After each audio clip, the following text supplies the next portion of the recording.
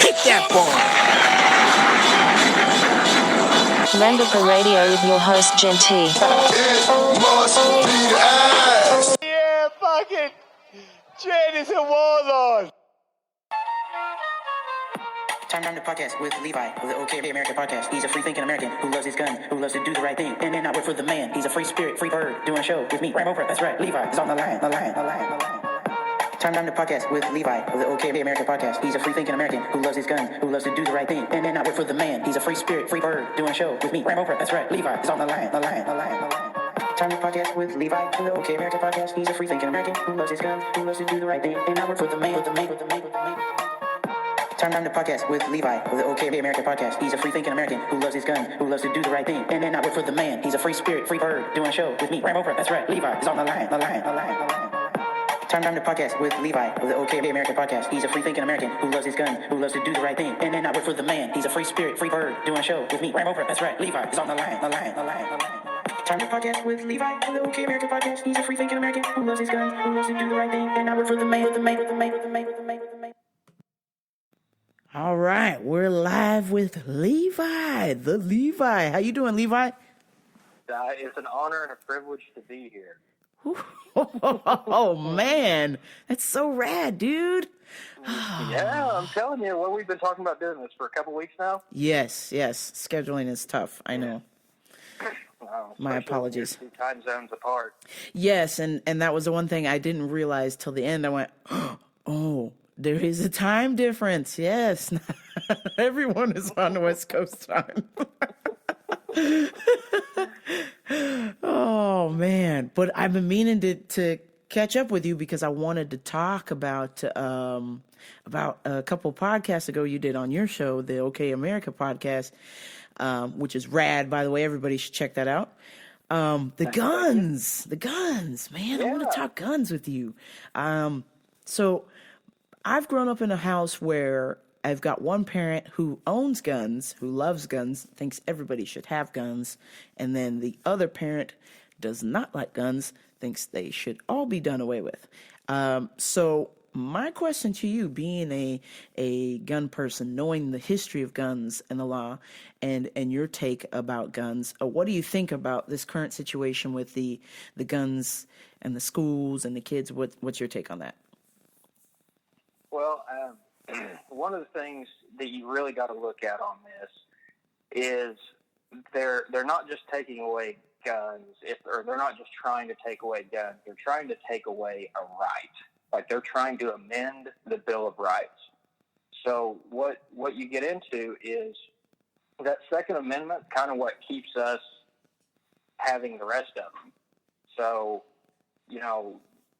you lose that, then they're going to start telling us what we can say and what we can't say, and where we can go and where we can't go, or if we can have this podcast or if we can't have this podcast. Right. And I say, fuck that. I mean, you're always going to have shitty people. There's always going to be an asshole somewhere that's going to cause trouble. That's human nature. I mean, you can't, not everybody's, the greatest person in the world, but it's just like, it's kind of like drugs. I mean, you can still go buy drugs anywhere. Like, you could go make 2 phone calls right now and go buy whatever you want, I'm sure, especially in California. Oh, yeah. I can do that in Oklahoma. Yeah. So I don't feel like taking something away that protects a law-abiding person is going to stop criminal activity. Mm-hmm. I agree. It's kind of my thought process on it. But yeah, my bigger thing is, like, and don't get me wrong, like, I love shooting them. Have been since I was a little kid. Like, honestly, there's a picture of me when I was like 4 holding a pistol, with my dad. So it's something I've grown up with, but it's something I also grew up with and I learned to do properly. So, I mean, not everybody's had that upbringing, and it's a whole can of worms. I mean, there's no easy solution to it, and I don't have the solution. I mean, I wish I did, but I don't. Yeah. My thought on it is maybe instead of taking them away. I mean, I personally feel that just growing up in the neighborhood that I've grown up, or the things that I've seen and how things are going, is that people should have guns. There should be, concealed carry in California, in my opinion. But the biggest thing is there needs to be maybe a stricter way of licensing. Like if you take a driver's test to get a driver's license, they don't really just, you don't fill out the paperwork with your address and then 2 days later you get a license. I think maybe there should be a little bit more, stricter licensing agreements, I guess, or some sort of certification that, shows that you can operate this firearm. You're not, a complete Looney Tune. You know what you're doing. Right. It really scares me that, if they take away all the guns, it's like you said, then, okay, the guns are gone, then the free speech is gone, then, other things start to go by the wayside. Specifically, what's the deal with the AR-15? Why are these things being used over and over again in these mass shootings? You can get a lot of different opinions on a lot of different things, especially on that. But to talk about the licensing aspect, so to have in most states, a few of them have a constitutional carry, which is the Second Amendment says you can carry a gun, so you can carry a gun. In Oklahoma, until recently, they're trying to pass that here. But you have to take a class to get a concealed carry permit. You have to. It's a full day class. You have to prove that you can shoot the firearm, handle it properly, know all the laws, all that stuff. So there are laws in place for that. Like there's background checks already. But when a criminal's a criminal. I mean, the law-abiding citizens are the ones that, they're the ones getting hurt by this. Yeah. Because if a criminal's going to lie on whatever they want to get whatever they need, usually. And this is, getting to the AR-15 thing. Most people, what most people call an AR-15 isn't really an AR-15, because an AR-15 is an Armalite rifle model 15, and it's a fully automatic weapon. Nobody owns. Not very many people own one of those. Most of the things you're seeing now, they are that style. They're a sporterized, is what they call a sporterized version of that gun. So it's a semi-automatic. When you pull the trigger once, the gun goes off once, basically.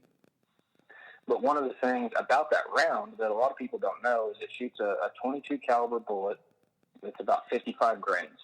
And, 22 caliber means it's .22, it's actually .224 inches in diameter. And that's a little bitty bullet. So the Army actually developed that round in Vietnam for people to carry because they could carry more and it's lighter. So they used to use a 30-06 or a 308 round was developed around that same time too. But you're talking about a 30 caliber bullet, which is a third of an inch, pretty close to. And if you hit something with one of those, it's dead. Yeah, pretty much. I mean, if you get hit in the leg, I mean, it's going to blow the majority of your leg out. Yeah. That 22 caliber, that 5.56 bullet was actually designed to wound people. It wasn't designed to kill them. So their thought process on that was that a wounded man takes more people off the battlefield than a dead one does. So if you and I are fighting next to each other and we're fighting whoever, and somebody shoots me in the face and I fall down dead, you're going to keep moving. But if I get shot in the arm or in the guts or something like that, I'm going to scream and holler, and it's going to take 2 or 3 other people are going to, because we're buddies, because we come up together and we're fighting together. We're buddies, and you guys are going to try to help me. So instead of just one person being out of the battle, there's 3 or 4. Does that kind of make sense? Yeah. So that was, kind of what that round was really developed for. It's hell on a small animal, like a coyote or bobcat, something of that size. I mean, you can kill a deer with it if you shoot it in just exactly the right spot, or if you shoot it in the head. But hunters don't try to shoot things in the head. But I was having a conversation with my buddy Jason about this last night, and I kind of even hate to mention it, but, between our 22 listeners together combined, I don't think we're going to have too much trouble pinpointing it if it does get out. But I was telling him, that high-capacity magazine is, it's just basically for fun. More or less, you don't have to reload as much. But I was telling him that you could give me a 12-gauge shotgun loaded with buckshot, and most shotguns hold about 5 shells normally. If you have, there's modifications you can do to them. But and I'm not saying this in the sense that I would do it, but I could take a run-of-the-mill $300 pump shotgun that you would buy from just any general sporting goods store. Mm-hmm. And if I walked into a crowded place like a school with that, I could probably injure or kill more people with those 5 shots than that kid did in Florida with an AR-15. Mm-hmm. For the simple fact that a buckshot round has 9 .30 caliber pellets in it. So that's basically shooting 9 .30 caliber bullets every time you pull the trigger. And you can spread them out. So they're going to go about as big as a beach ball. Yeah. Well, in a crowd, that's, you might hit 5 or 6 people. Right. You might not kill them. But you're going to wound them. Yeah. So, you could, there's a lot of things that'll do a lot more damage than that AR-15 will. I think a lot of it's political, honestly, and I don't get into a lot of politics. But there's certain people in the world that that don't like them and they don't want them around, and they don't think that that anybody should have them. Right. I disagree, but that's the way some people think. But that's just to put things in perspective. If you want to look at something that's dangerous, all guns are dangerous. Mm-hmm. But pistols are more dangerous than rifles are in the grand scheme of things, because you can hide them. Yeah. I'm 5'10" and weigh $160 on a good day, and I can conceal most pistols to where you would never know I had it. Mm-hmm. I can't do that with a rifle. You're going to stand out like sore thumb walking around with any kind of rifle. Yeah, it's one of those things, I've been thinking about it a lot lately, because it's everywhere, and seeing a lot of these kids getting up and marching out of the class because they want more gun control. And my thought is, all you're doing is you're handicapping yourself. Criminals don't follow the rules. So wouldn't you want to push for less gun control so you have access to get a gun and protect yourself, protect your family? Mm-hmm. That's exactly right. It's a strange time in America, because you think just a little over 200 years ago, these guys got pissed off because they were getting taxed for shit that they didn't know what they were getting taxed for, and they weren't being represented by the English government, and they, the guns allowed them for us to be here today, basically. But, they were fighting for their rights, and that was, one of the main reasons they put that in the Constitution, was to protect people from tyranny. It's not, right, you don't need 30 rounds to kill a deer. Right. You only need one. But you also don't need a government telling you what you can and can't do either. Mm-hmm. Mm-hmm. I couldn't agree with you more. I just think it's funny that, like I said, getting back to that, we were laying down and dying for rights to have 200 years ago, a little over 200 years ago, and now we're protesting to have them taken away. Mm-hmm. Mm-hmm. What sense does that make? Okay, so I'm not crazy. So you see the same thing I'm seeing. I'm like, wait a minute, what? No, I understand. I'm upset that innocent lives have been taken. However, there's got to be another way to go about this, and taking away your right to bear arms is is not the right way. No, it's not. But it kind of draws back. Like, you've been listening to, like, the Jordan Peterson stuff, right? Yeah. So one of the things that he said that's really been sticking with me here lately is that the darkness is real, Mm-hmm. but the light is more powerful, or something along those lines. You know, where it boils down to our choices that we make. That we're either making the world better or making the world worse. And I'm going through trying to make things better for what I can. Clean your room and all that good stuff. Yeah. Change what you can change. Absolutely. Yeah, it's just one of those. Like you said, it's strange times. People have got to understand that at the end of the day, if you're just going to be placing more laws and restrictions on yourself, you're not going to be able to defend yourself. So they take the guns away, and criminals still get guns. And what are you going to do? What are you going to do? Where does that leave you? I'm not trained in martial arts like you are. I can fight a little bit. That's sure. Just from growing up in the country. But my skinny ass doesn't have a lot of chance if I get up to some 250, 260 pound guy that wants to beat me to death. Sure, or even myself. Like, there's only so much slipping and moving and ducking I can do, and if somebody's got a gun, right. I mean, I'm screwed. Yeah.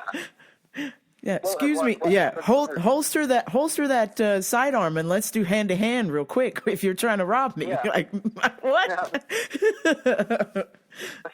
Yeah, like it's like they say about arguing with an idiot. You shouldn't do it because nobody's going to be able to tell which one's which. Mm-hmm. You can't reason with a criminal. Yeah. Like, hey man, just put that away. Let's fight. Let's go to fisticuffs and let's kickbox or whatever. Yeah. And if you beat me, I'll give you my wallet. Right. But if not, you got to leave me alone. Like, they're not going to do that. Yeah. Oh God.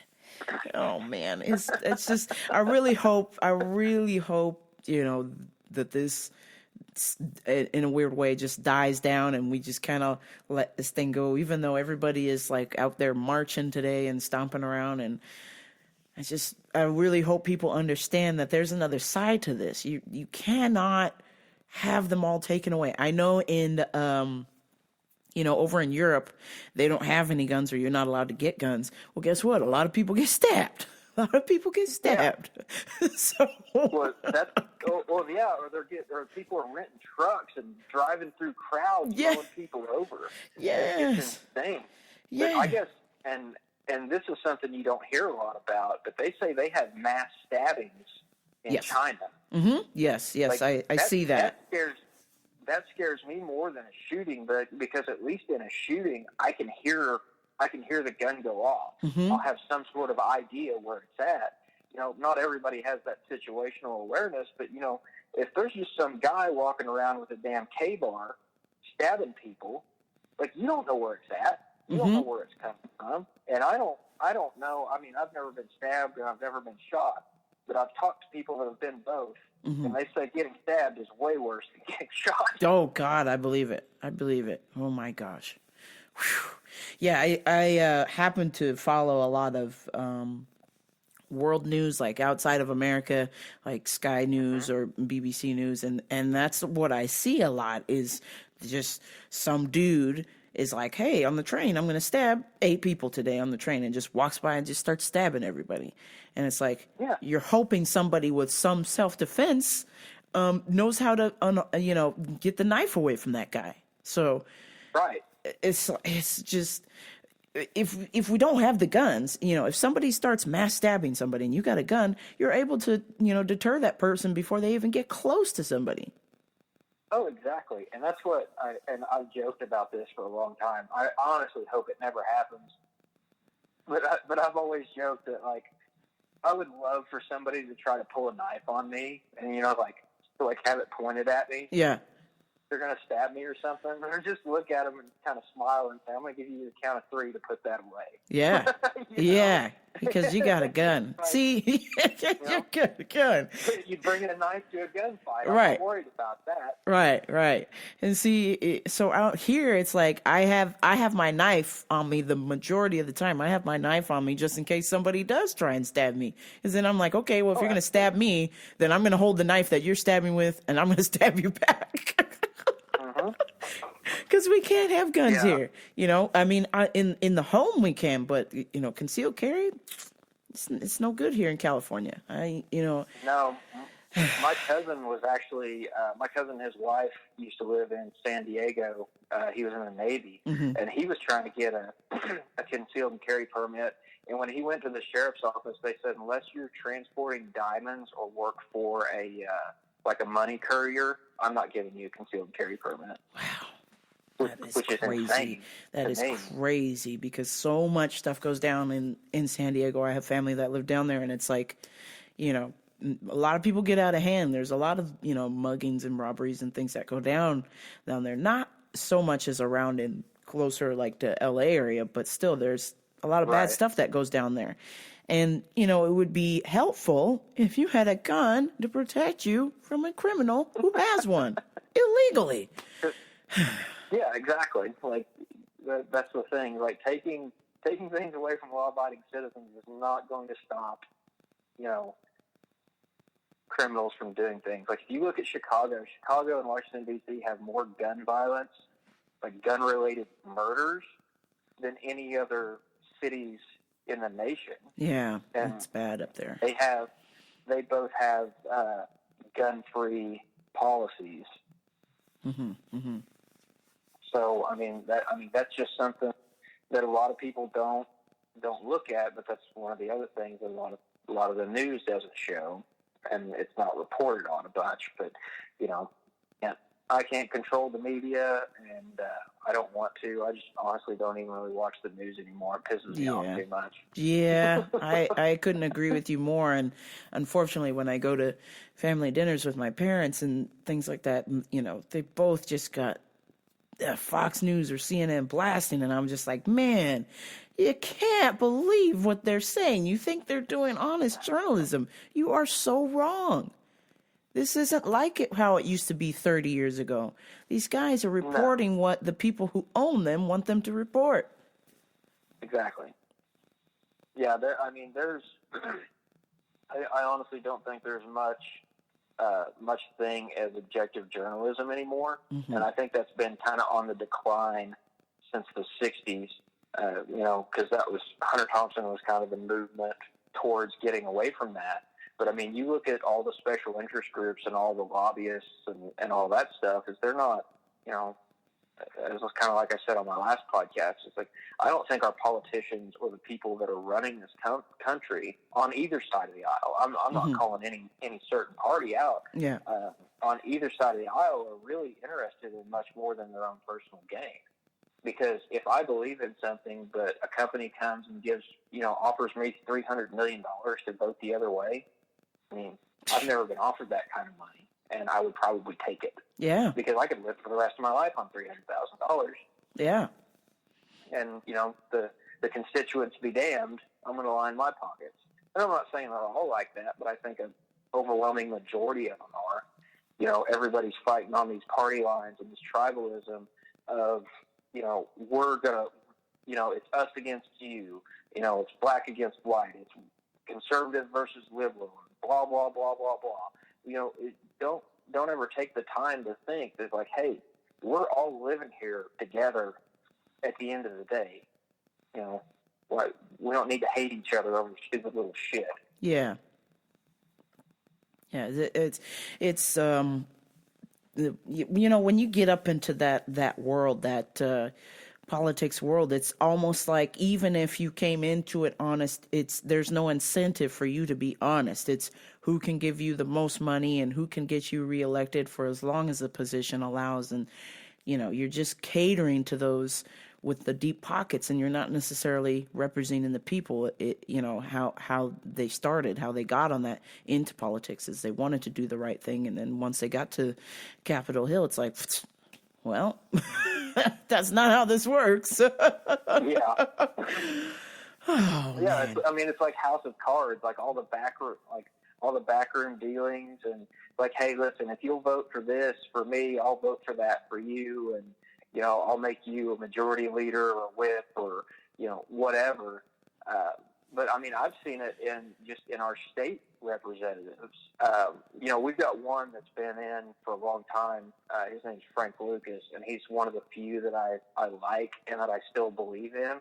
But there's a kid. I say kid. He's probably 40. But a guy named James Langford. He's a super religious guy, and he ran on this platform of. Not dissimilar to Trump, but he wasn't as hateful about it, I guess. Sure. But and people can think of him whatever they want. I mean, I don't remember liking the president since I've been old enough to know who the president is. So that makes little. I don't care about that much. Mm-hmm. But that's what this guy ran on, was like, hey, I'm going to go up there and I'm going to be different. I'm not going to get into this shit. I'm not going to flip flop around. And here we are 3 years later, and one of my friends that watches the news all the time, he was telling me about he is actually staunchly against something that he was for three years ago, and I don't remember the issue. But, I mean, that's case in point. I mean, they're getting to everybody. You might have the best intentions going up there, but that doesn't mean they're not going to ruin you once you get there, too. Right. Yeah, they've like you mentioned on your show, they really got to just do away with this lobbying thing, because it's just, it takes away from the issues, and really your whole idea is to, how can I get as much money as possible for this constituent? How can I, get more money for myself? How can I get reelected? It's just, they're less and less representing the issues, and it's more of, once you get there, how can I stay there? How can I get the most money before I have to get out? Exactly. Like the career politician path, I think they need to really do away with it, because it's only good for the career politician. It's not good for the people. Mm-hmm, mm-hmm. Yeah, I agree. And I got to thinking while I was listening to your podcast there, when George Washington, when he became president, that type of government, and during those times, people still had a regular job. Government was supposed to be this side thing that you did. You still had your regular job that you went to work in and that you did. And flash forward to where we are now, where it's now being a politician is your job, and you don't necessarily do anything else. So your whole thing is, how can I get the most money for my family and never have to really work hard again? This is the work that I'm doing, is schmoozing all day. It's like, what about policies? Right. When are you going to fix the economy? How are you going to get people jobs? I mean, let's take care of the people that essentially got you there, Yeah. So, and I just looked this up. A congressman makes $174,000 a year. It's incredible. That's our money. Yeah. That they're paying these assholes. What are they doing with it? I don't know how the roads are in California, but here in Oklahoma, they're shit. Potholes. Mad Max have better shit to drive on than we do. Potholes everywhere. Yeah, it's nuts. Potholes everywhere. The fire station that used to be down the street and about 4 miles away from there is gone. It takes about 30 minutes for the police to get here. Yeah, it's nuts. It's crazy. Absolutely nuts. Yeah. But so that's what I want to do. I mean, I think they should audit the entire government. I mean, local to federal level, just go all the way up, Yeah. And say, what in the fuck are you people doing? And why is it being done this way? Because this is not the way it was intended. Right. And the funny thing I was going to tell you about George Washington, whenever they first started getting into that stuff, they wanted him to be king. Like, he was going to be King George Washington. Mm-hmm. And he said, no. Like, I didn't just watch thousands and thousands of people die, start over as a king, when that's not what we set out to do. It's like, we're not doing that bullshit. Yeah. Because, it's got its own ways, and what's going to stop this country from being another England, back then. Yeah. Yeah. So, but can you think, like, having the wherewithal in that time and the foresight to say, no, that's not a good idea. Like, being able to turn down that power is pretty epic, if you ask me. yeah, and that's because George knew he had a job to do, and that was to get things right and to leave that style of ruling over there in England. He set out to do something here in America and create something good for people, and that people had something that he could represent the people as best as a way that he thought he could. So, and that's why I admire George for that. Maybe not so much for the slavery thing, but definitely he had the right thinking in mind as far as, hey, we need a government by the people for the people, and we need to have these laws in place. We need to do things a way that's completely separate from England so people can be free. Absolutely. And like I said, that was a pretty big deal. You really think about it back then. And I just think it's funny, like, if you listen to my gun podcast, I mean, the guns that they fought that war with are like pellet guns. Yeah. Now, compared to what we've got. Yeah. Hold on. Let me load my musket. Hold on a second. Give me a minute. I'm going to jam this shit down this barrel for a while, then I'm going to try to shoot at you again. No move. Oh, man. Oh, man. Yeah, I've been to George Washington's place a couple of times at Mount Vernon, and it's it's such a rad place that I think every American, anybody who lives here should go and see where everything started at, and just the thought of what was going down there and being in his office and thinking things and then getting together and coming up with, Declaration of Independence, just crazy stuff, It's a lot of history there, or even at the Jefferson Memorial and things like that. Those are things that people should go and see and really think about exactly the sacrifices those guys made for us to be where we're at now, and why you would march to have it taken away doesn't make sense at all. Right. It's crazy, but I mean, I've been to Washington D.C. a couple times, and I agree. I think every American should go there. Did you get to watch the changing of the guard at the Tomb of the Unknown Soldier when you went? Yes, I've actually my cousin, myself, and 2 or 3 other friends. We were in a drum corps, and we were actually the first group as high school students asked to play there. So yes, I've gotten to see it and play the drums as they were changing of the guard. So that was really cool. Wow. Yeah. So that was a really epic moment in my life. I'm like, oh my gosh, do not mess up. You can mess up anytime, but do not mess up. You got CNN, MSNBC, everybody was watching at the time. I believe it was for Memorial Day weekend. We went out there and we did like our little drum corps thing. So it was really, really cool experience I will cherish forever in my life. So not too many people get to say that they've played there. So no, that's badass. Yeah, that's definitely. Awesome. Yeah. But yeah, you go, I mean, it's kind of, I mean, it's humbling and it's a little scary if you go back and look at that stuff and look at those documents that, these guys sat in an unair-conditioned room in the middle of summer for months, in wigs and, like, all these coats and big heavy-ass clothes and all this shit.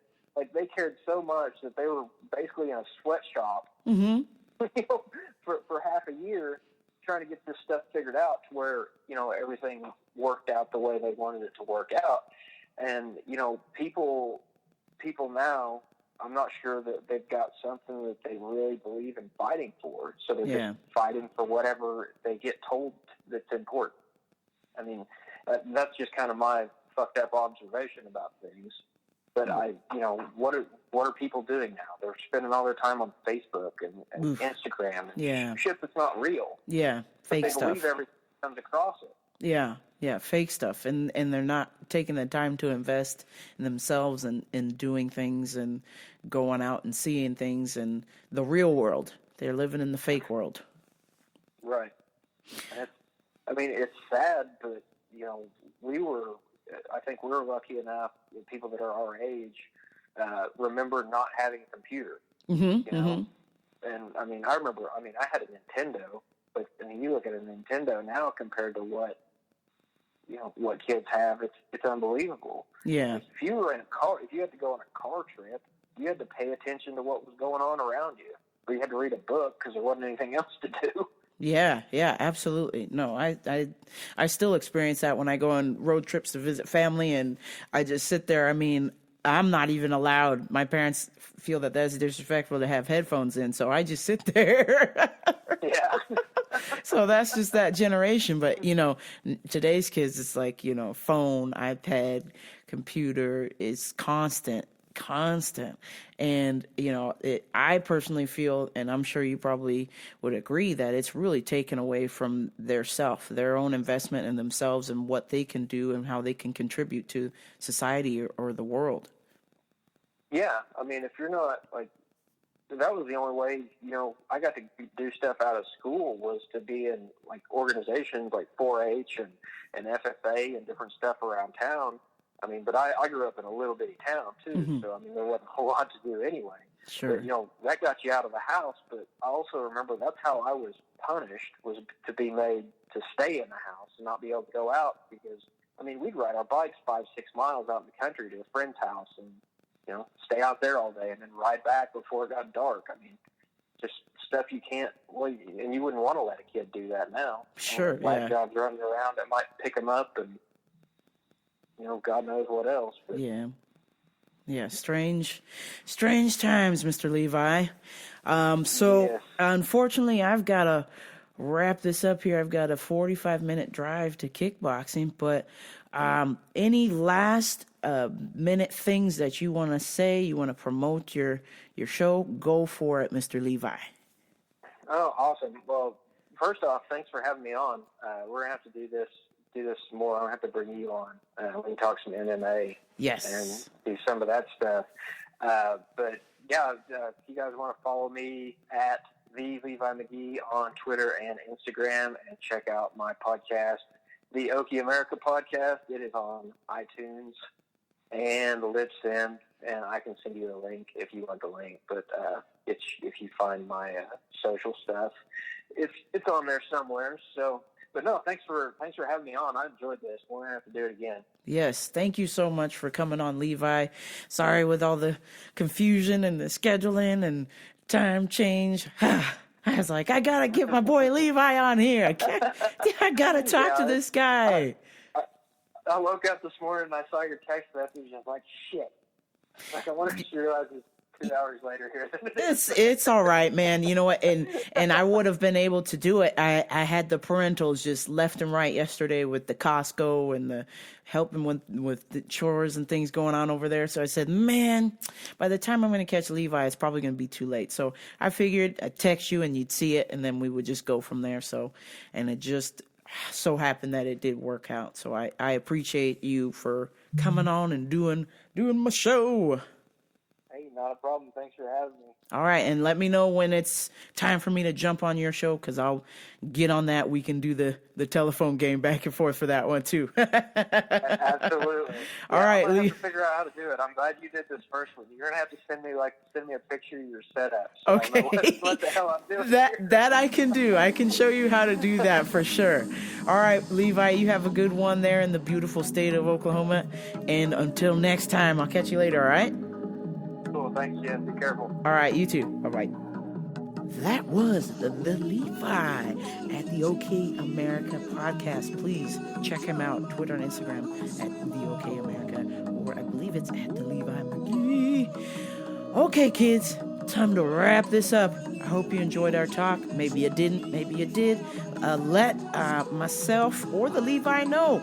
At GenT523, Twitter and Instagram. Send your hate mail, send your love mail, all your complaints there. I've got to go. go to get the kickboxing, get my butt kicked by my sensei Jesse and the dojo mama Taylor. Thank you so much for tuning in. I appreciate every single one of you who listen to the show. New listeners, old listeners, whatever the fuck. Listen, please like, share, subscribe, write a review on iTunes, Libsyn. I would appreciate it so much. But until next time, this is Rambo for Radio with Levi McGee and the Okie America Podcast, and we're out.